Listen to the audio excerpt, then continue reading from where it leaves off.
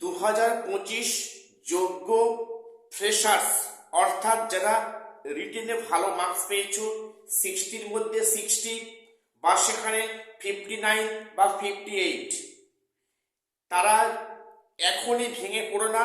আমাদের সামনে এখনো কিছু প্রক্রিয়া বা কাজ এখনো বাকি আছে। এবং যারা 2016 ইন সার্ভিস যোগ্যরা আছেন তারা অনেকে ওয়েটিংয়ে চলে গিয়েছেন এই ক্লাস 11-12-এ। আমি তোমাদের বলছি যে ভেঙে পড়ো না, সামনে আগামীতে কিছু কাজ আমাদের করতে হবে। আমি আজকে সে নিয়ে এই ভিডিওতে ডিসকাস করব।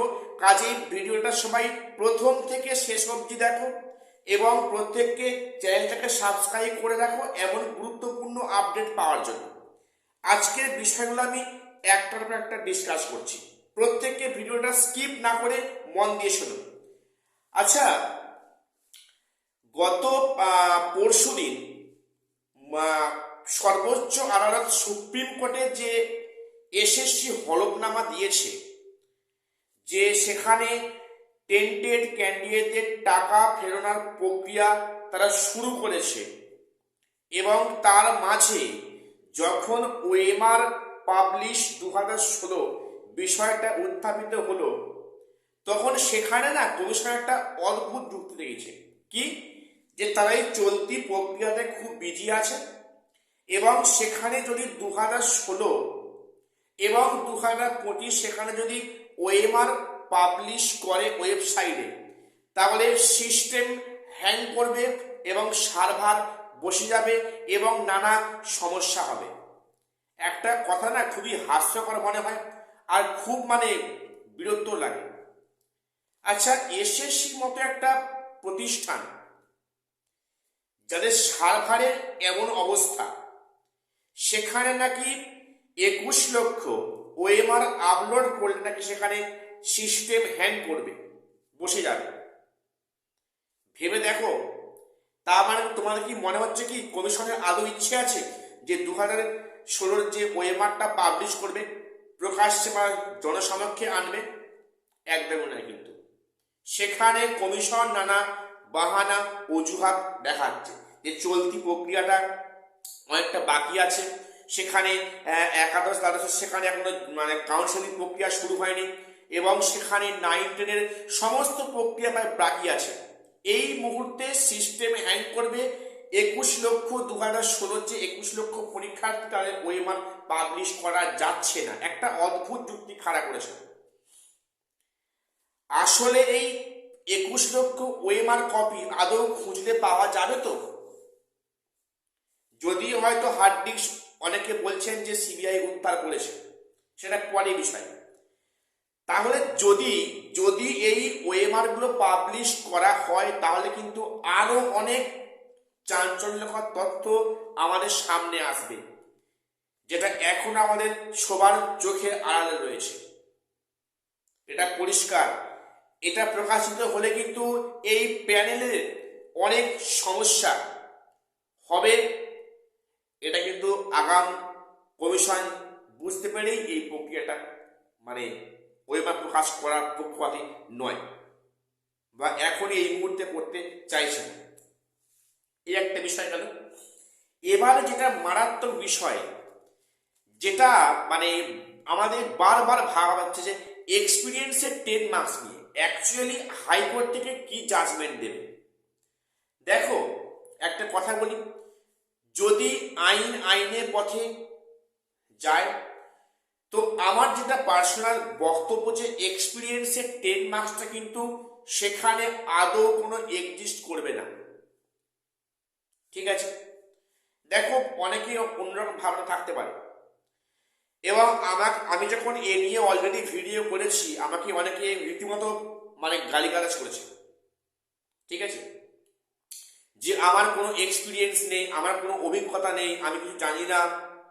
দেখো, আমি স্বীকার করছি আমি একটা ক্ষুদ্র মাথার একটা মানুষ, তো আমার হয়তো সে অর্থে হয়তো তোমার মতো না জ্ঞান নেই, ওটাই প্রথমে মাপ চেয়ে নিচ্ছি।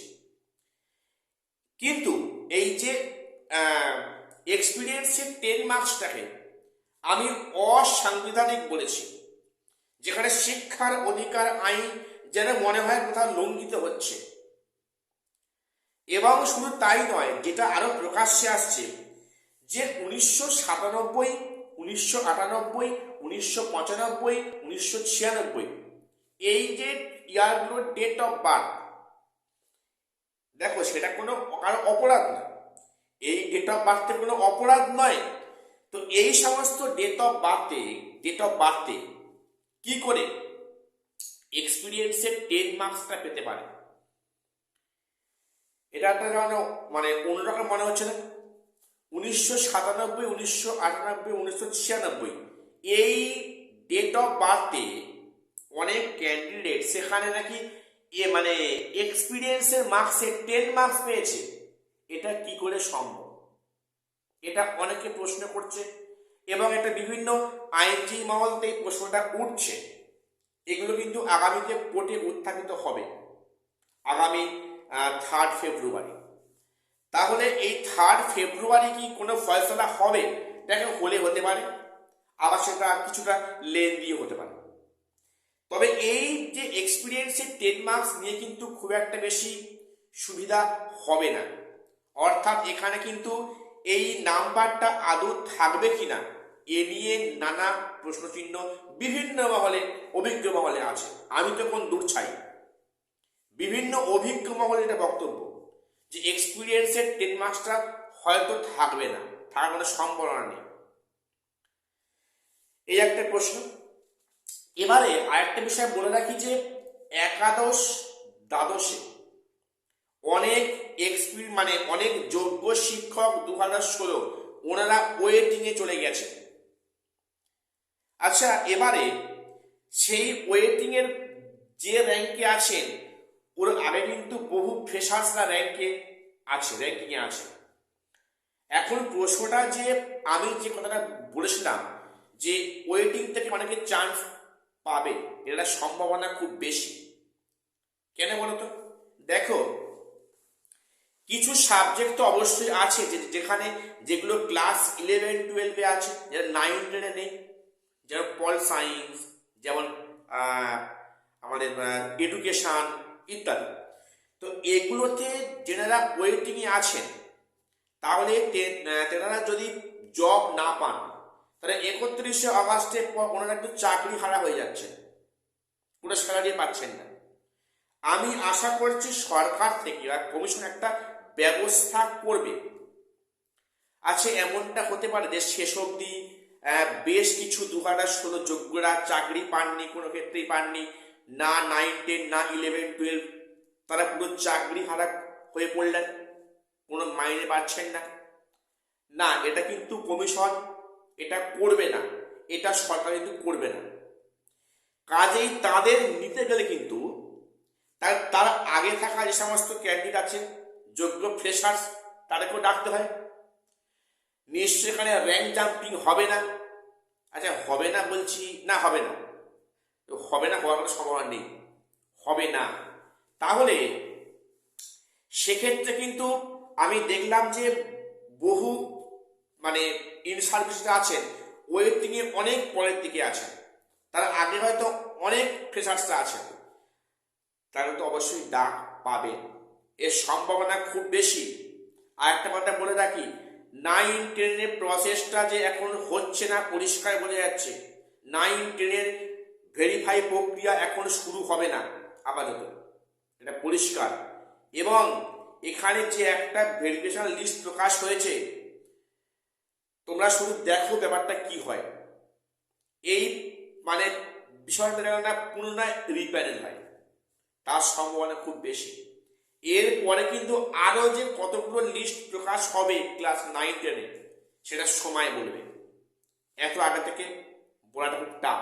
কিন্তু যেটা পরিস্থিতি যাচ্ছে সেখানে কিন্তু 9, 10 এর প্রক্রিয়াতে আরো লিস্ট, পুনরায় লিস্ট রিপ্যানেল প্রকাশিত হওয়ার চান্স খুব বেশি। কাজেই অনেকে হয়তো খুব ভেঙে পড়েছো, ডাক পাওনি, অনেক ভালো মার্কস পেয়েছো, রিটেনে চিন্তা এখন এই মুহূর্তে একটু কম করো। আমি বলছি একটা পজিটিভ বিষয় অবশ্যই আসতে পারে, সম্ভাবনা খুব বেশি। তো যাই হোক, আজকে আমি এটুকুই আপডেট দেওয়ার ছিল। প্রত্যেকে চ্যানেলটা সাবস্ক্রাইব করে রাখবেন আমি গুরুত্বপূর্ণ আপডেট পাওয়ার জন্য। আর শেষ করলাম, দেখা হচ্ছে পরে কোনো আপডেট নিয়ে।